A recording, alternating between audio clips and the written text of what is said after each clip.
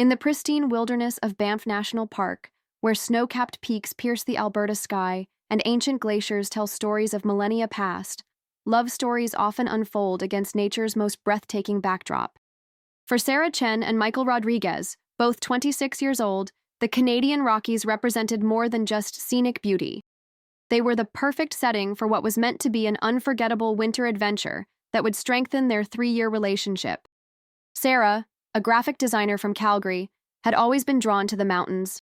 Her Instagram account was filled with photographs of alpine lakes, towering pines, and the kind of golden sunsets that made the Rockies famous worldwide.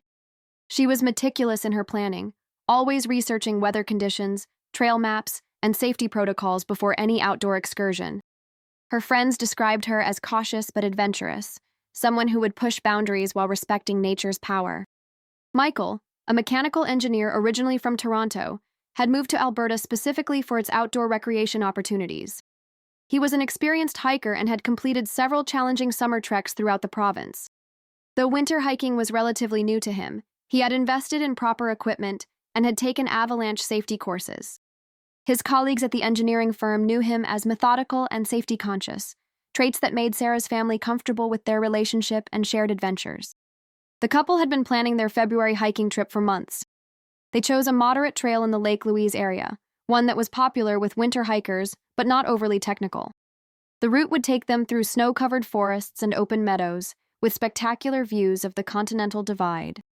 They had reserved a cabin in the nearby town of Canmore for 3 nights, planning to complete day hikes and return to warmth and comfort each evening. If you enjoy real mysteries like this one, please subscribe to the channel and hit the notification bell so you don't miss any cases. On February 14th, 1991, Valentine's Day, Sarah and Michael checked out of their hotel in Calgary and drove the hour and a half to Banff. The weather forecast was favorable: clear skies, temperatures around -15 Celsius, with no precipitation expected. They stopped at the Parks Canada Visitor Centre to register their hiking plans, a standard safety procedure that Sarah insisted upon.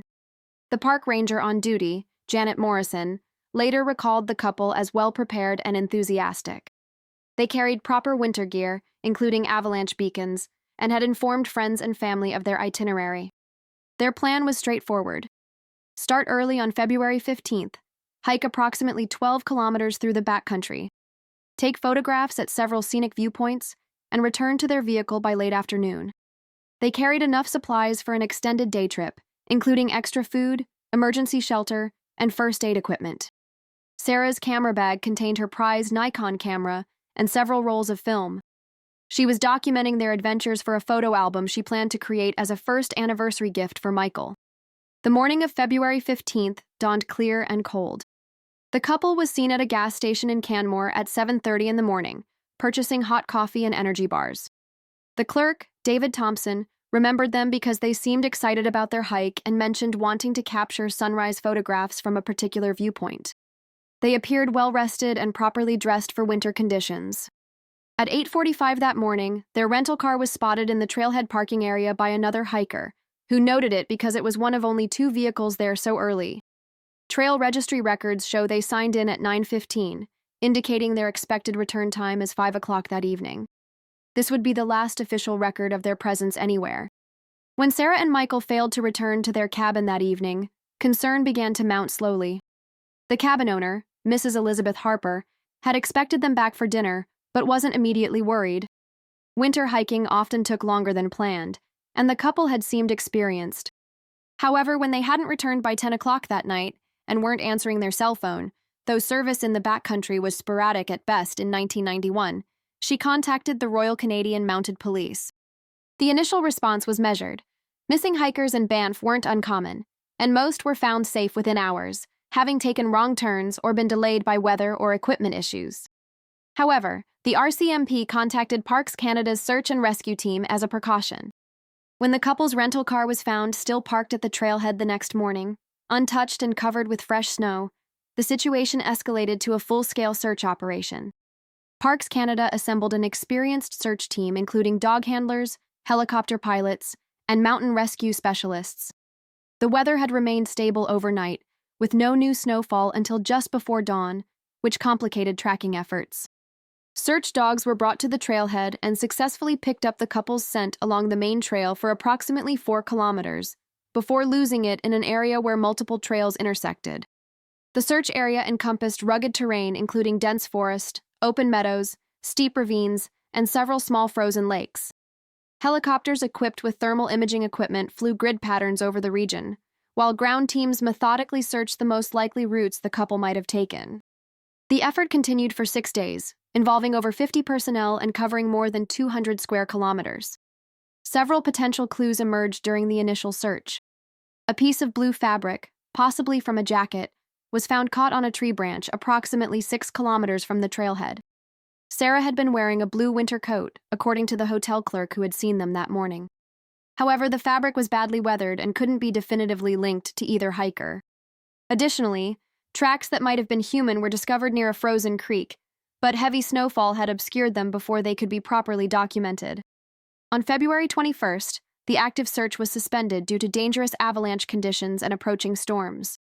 The decision was made reluctantly, but the risk to additional lives was deemed too great.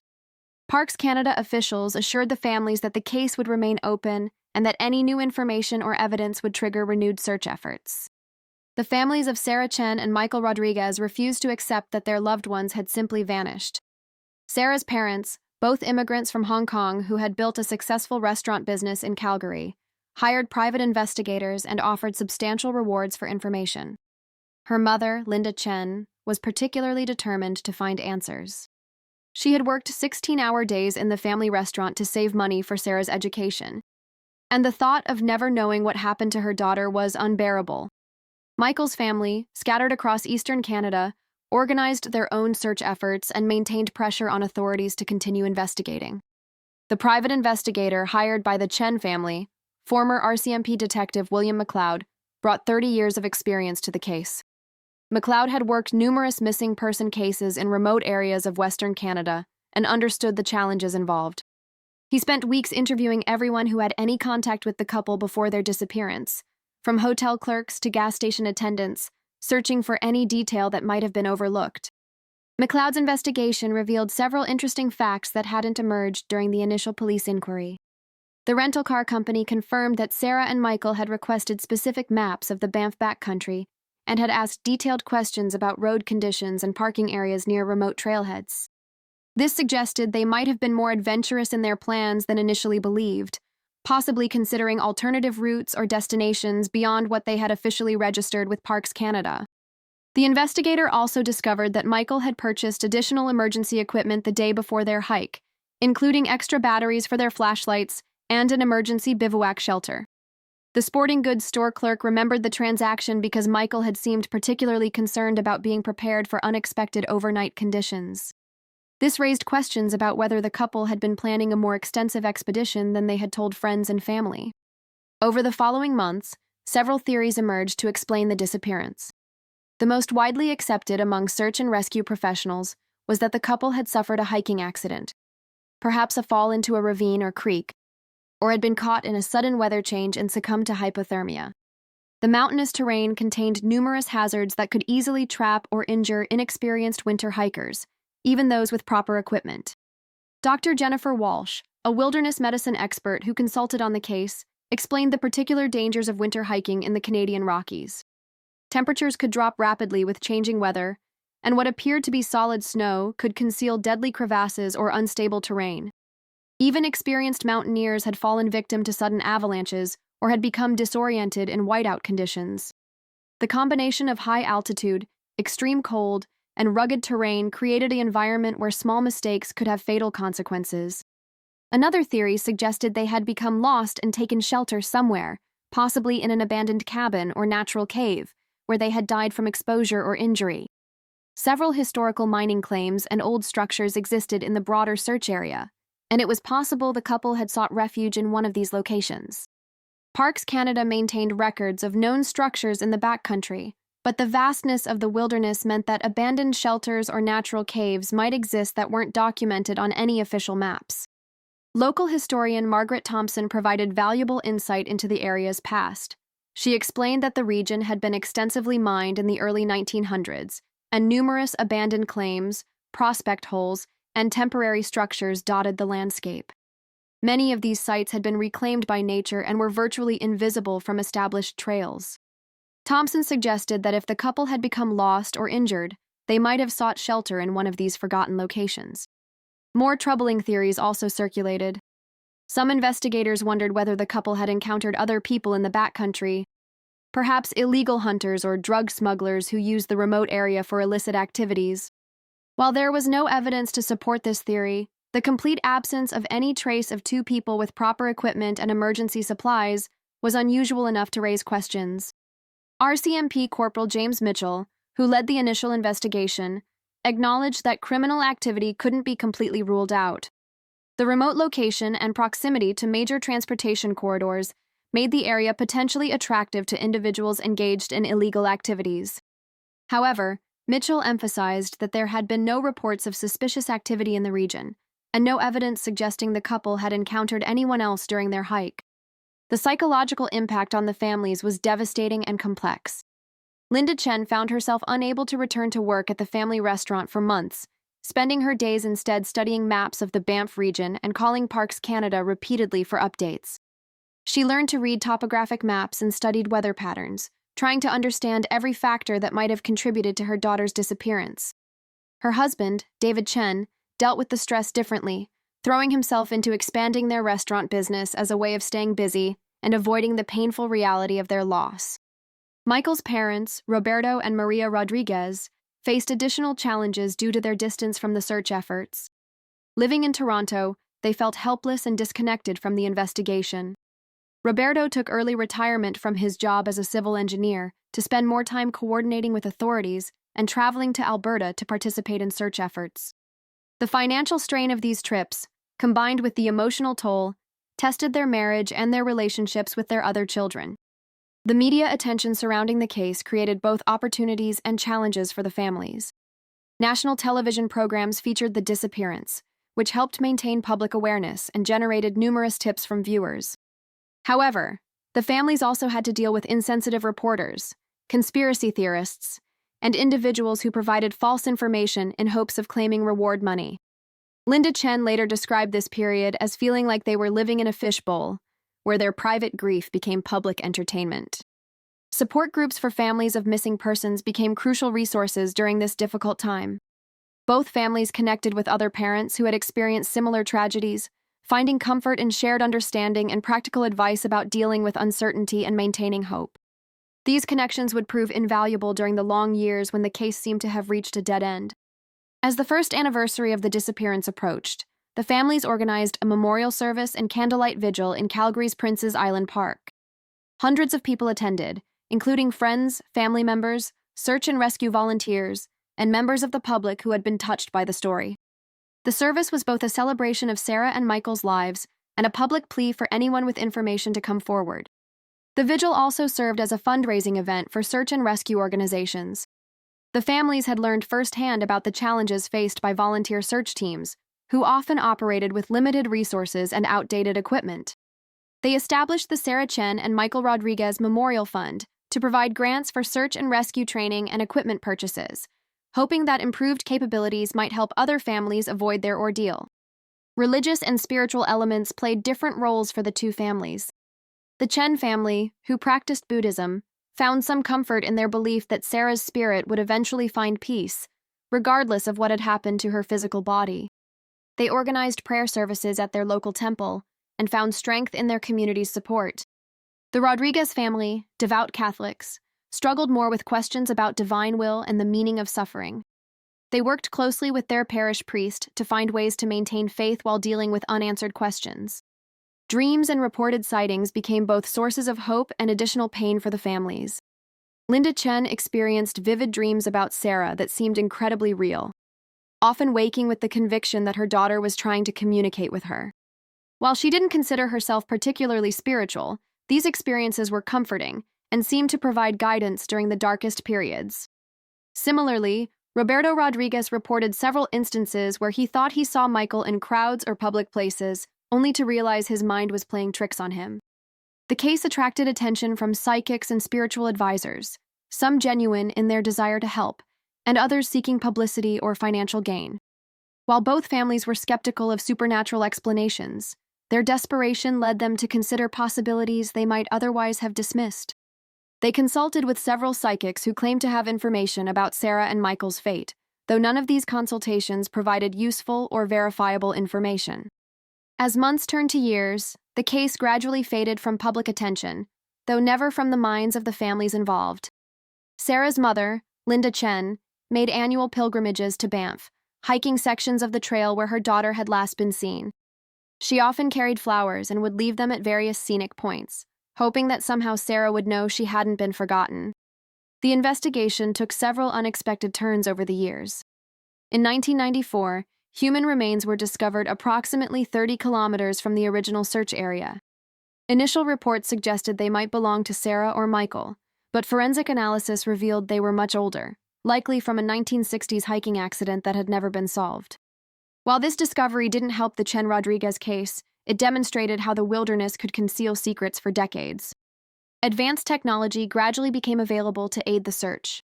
Ground-penetrating radar was used in selected areas starting in 1997, though the rocky, uneven terrain limited its effectiveness. The technology required relatively flat, stable surfaces to function properly, and much of the search area consisted of steep slopes, dense forest, and areas covered by large boulders. When conditions were suitable, the radar did identify several anomalies beneath the surface, but excavation revealed old mining equipment, natural rock formations, and in one case, the remains of a prospector's camp from the early 1900s. Improved GPS systems allowed searchers to document their efforts more precisely and avoid repeatedly covering the same ground. The technology also enabled the creation of detailed digital maps showing exactly which areas had been searched and with what methods. This systematic approach was crucial given the vast size of the search area and the number of different teams that participated over the years. Satellite imagery became more detailed and accessible, allowing armchair investigators and family members to study the terrain from new perspectives. Linda Chen spent countless hours examining Google Earth images of the region, often printing out maps and marking areas where she thought her daughter might have gone. While this technology didn't directly lead to any breakthroughs, it helped searchers identify previously overlooked areas and plan more efficient search patterns. The introduction of improved avalanche detection equipment also played a role in the ongoing investigation. Avalanche experts analyzed historical weather data and snow conditions from February 1991, trying to determine if an avalanche might have caught the couple and buried them beyond the reach of search teams. While no evidence of a significant avalanche was found for the specific dates and locations involved, experts noted that smaller slide events might not leave obvious traces after several years. Cadaver dogs with enhanced training were brought in periodically to research areas that had been covered by previous teams. These highly specialized animals could detect human remains that had been buried for years, even in challenging mountain conditions. The dogs showed interest in several locations over the years, but excavation efforts failed to uncover any human remains or personal belongings. In 2003, a significant development occurred when hikers discovered what appeared to be pieces of camping equipment in a remote valley approximately 15 kilometers from the main search area. The items included fragments of a sleeping bag and what might have been part of a backpack frame. The discovery was made by an experienced mountaineering couple from Vancouver who were exploring off-trail terrain during a technical climbing expedition. The location where the equipment was found was extremely difficult to access, requiring advanced climbing skills and specialized gear. This raised questions about how the items had gotten there and whether they could be connected to Sarah and Michael's disappearance. The equipment fragments were collected and sent to forensic laboratories for analysis, but determining their age and origin proved challenging. Laboratory analysis revealed that the sleeping bag material was consistent with brands available in the early 1990s, and the synthetic insulation showed degradation patterns consistent with exposure to mountain weather conditions for an extended period. However, these findings weren't specific enough to definitively link the items to Sarah and Michael. Thousands of hikers used similar equipment in the Canadian Rockies each year, and gear was sometimes abandoned or lost due to accidents, equipment failures, or weight considerations during difficult hikes. The backpack frame fragments presented additional challenges for investigators. The aluminum components showed significant damage that could have resulted from a fall, animal activity, or simply years of exposure to harsh weather conditions. Forensic metallurgists examined the pieces for any unique markings or manufacturing details that might help identify their origin. but the damage was too extensive to provide conclusive results. DNA analysis of fabric samples from the sleeping bag fragments was attempted using the most advanced techniques available at the time. However, years of exposure to moisture, extreme temperatures, and UV radiation had degraded any biological material beyond the point where reliable genetic profiles could be extracted. This was particularly frustrating for the families, who had hoped that modern forensic science might finally provide definitive answers. The discovery also prompted a renewed search effort in the valley where the equipment was found. Teams of technical climbers and mountain rescue specialists spent weeks systematically exploring the area, rappelling into ravines and examining cliff faces for any additional evidence. The terrain was incredibly challenging, with loose rock, steep drops, and unpredictable weather conditions that limited search windows to just a few hours each day. During this renewed search effort, teams discovered several additional items of unknown origin, including pieces of rope, fragments of what appeared to be a tent, and various small metal objects that might have been camping gear components. None of these items could be definitively dated or linked to any specific incident, highlighting the difficulty of distinguishing between evidence from the Chen Rodriguez case and debris from other hiking accidents or abandoned equipment. The families never stopped believing that answers would eventually emerge.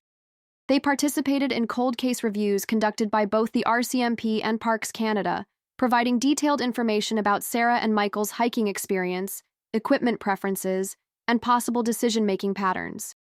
These reviews often involved re-examining all existing evidence with fresh perspectives and updated analytical techniques.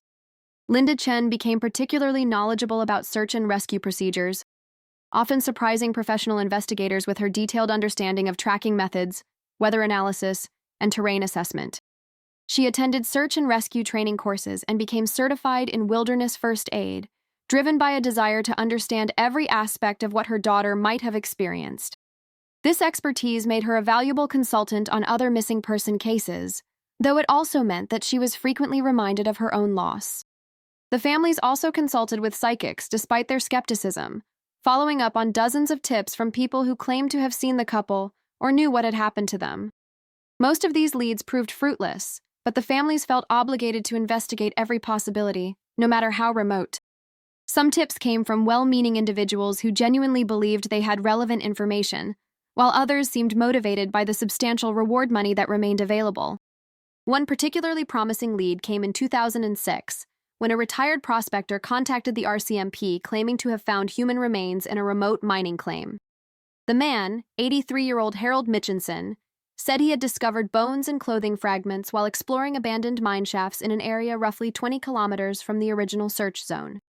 Mitchinson was considered credible because of his extensive knowledge of the local terrain and his reputation for honesty among other prospectors. A specialized team was assembled to investigate Mitchinson's claim, including forensic anthropologists, climbing specialists, and mine safety experts. The location was extremely dangerous, involving descent into unstable shafts that had been abandoned for over 70 years. Initial exploration confirmed the presence of human remains, raising hopes that the Chen Rodriguez case might finally be solved.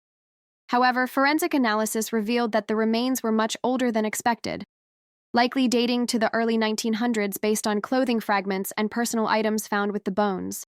The discovery turned out to be connected to a mining accident from 1908, when several workers had been trapped in a tunnel collapse. While this finding didn't help the Chen Rodriguez case, it provided closure for another historical mystery and demonstrated how the wilderness could conceal secrets for over a century. Linda Chen became an advocate for improved safety measures in national parks, working with Parks Canada to enhance trail marking, emergency communication systems, and search protocols. She often said that if her daughter's disappearance could prevent other families from experiencing the same tragedy, then something positive would come from their loss. Michael's father, Roberto Rodriguez, focused his efforts on maintaining public awareness of the case, regularly contacting media outlets and maintaining a website dedicated to finding answers. The breakthrough that everyone had hoped for came in 2010, 19 years after the disappearance, in the most unexpected way possible. Parks Canada Ranger Thomas Wilson was conducting a routine wildlife survey in a remote area when he noticed something unusual near the base of a cliff. What initially appeared to be a piece of dark rock turned out to be a camera case, partially buried in accumulated debris and preserved by the cold, dry conditions. The discovery location was approximately 8 kilometers from the main trail system, in terrain that hadn't been thoroughly searched during the original operation due to its inaccessibility and the assessment that inexperienced hikers wouldn't have ventured there. The camera case was damaged but intact, and inside was a Nikon camera matching the description of equipment Sarah Chen had been carrying. When the film was professionally developed under laboratory conditions, it revealed the final photographic record of Sarah and Michael's last day. The images showed the couple happy and smiling at various points along their hike, documenting their progress through increasingly remote terrain. The final photographs were particularly significant. They showed the couple at what appeared to be the edge of a steep ravine or cliff, with Michael pointing towards something in the distance while Sarah prepared to take a photograph. The last image on the roll was blurry and appeared to have been taken accidentally, possibly as the camera was dropped or during a fall. Analysis of this photograph and the preceding images allowed investigators to determine the approximate location where the couple had been when the camera was lost. This site was nearly 3 kilometers from where the camera was eventually found, suggesting it had been moved by water, avalanche, or other natural forces over the intervening years. Armed with this new information, Parks Canada organized a focused search of the area shown in the photographs. Using modern climbing equipment and helicopter support, teams were able to access terrain that had been impossible to reach safely in 1991. The search concentrated on ravines, cliff bases, and areas where bodies might have been concealed by rockfall or snow accumulation over nearly 2 decades. On July 23, 2010, search teams made the discovery that finally provided answers to the Chen and Rodriguez families. At the bottom of a narrow ravine, concealed beneath years of accumulated rocks and debris, they found human remains and equipment consistent with what Sarah and Michael had been carrying. The location was treacherous, accessible only by technical climbing and invisible from above due to overhanging rock formations. Forensic analysis confirmed that the remains belonged to Sarah Chen and Michael Rodriguez. The evidence suggested they had fallen approximately 40 meters into the ravine, likely while attempting to get a better view or photograph of the landscape. The fall would have been immediately fatal, providing some comfort to families who had wondered whether their loved ones had suffered prolonged exposure or injury. Personal items recovered with the remains painted a picture of the couple's final day. Sarah's journal, partially preserved in a waterproof case, contained entries describing their excitement about the hike and their plans for the future, including tentative discussions of marriage and starting a family. Michael's wallet contained a receipt from their last stop for coffee, as well as a handwritten note expressing his love for Sarah and his intention to propose during their trip. The discovery brought closure to a case that had haunted 2 families and the Banff community for nearly 20 years. Linda Chen, now in her 60s, expressed mixed emotions about finally learning her daughter's fate. While the knowledge was painful, she said it was better than the uncertainty that had defined their lives for so long. The families were able to hold proper funeral services and begin the process of grieving that had been suspended for 2 decades. The case highlighted both the beauty and danger of Canada's wilderness areas, particularly for recreational hikers who might underestimate the risks involved in winter backcountry travel. Parks Canada used the tragedy as a case study for improving safety protocols, including better trail marking in areas where hikers might be tempted to venture off established routes for better views or photographs. The Chen Rodriguez case also demonstrated the importance of persistence in missing person investigations. The camera that provided crucial evidence had been in the wilderness for 19 years before being discovered, and only then through chance, rather than systematic searching. This reinforced the value of keeping cold cases active and periodically revisiting search areas with new technology and fresh perspectives. For the families, the resolution brought both relief and renewed grief. Linda Chen established a memorial scholarship for outdoor education programs, hoping to teach future hikers about wilderness safety and risk assessment. Roberto Rodriguez became involved with search and rescue organizations, contributing his engineering expertise to develop better equipment and protocols for finding missing persons in remote areas. The story of Sarah Chen and Michael Rodriguez serves as a reminder that even experienced, well-prepared individuals can encounter situations beyond their control in the wilderness. Their final photographs showed them happy and confident, making what appeared to be a routine decision to get a better view that ultimately cost them their lives. The frozen camera that preserved their last moments became both evidence of their fate and a testament to their love for each other and the natural world that ultimately claimed them. Their disappearance and eventual discovery changed how Parks Canada approaches missing person cases in mountainous terrain, leading to expanded search protocols and better coordination between agencies. The case also highlighted the emotional toll that unsolved disappearances take on families and communities, and the importance of providing support and resources for those affected by such tragedies. Today, a small memorial plaque marks the trailhead where Sarah and Michael began their final hike, serving as both a tribute to their memory and a reminder to other hikers of the respect that wilderness demands. Their story continues to resonate with outdoor enthusiasts who understand that the line between adventure and tragedy can be thinner than the ice on a mountain lake, and that preparation and caution, while essential, cannot eliminate all risks from those who choose to explore the wild places of the world.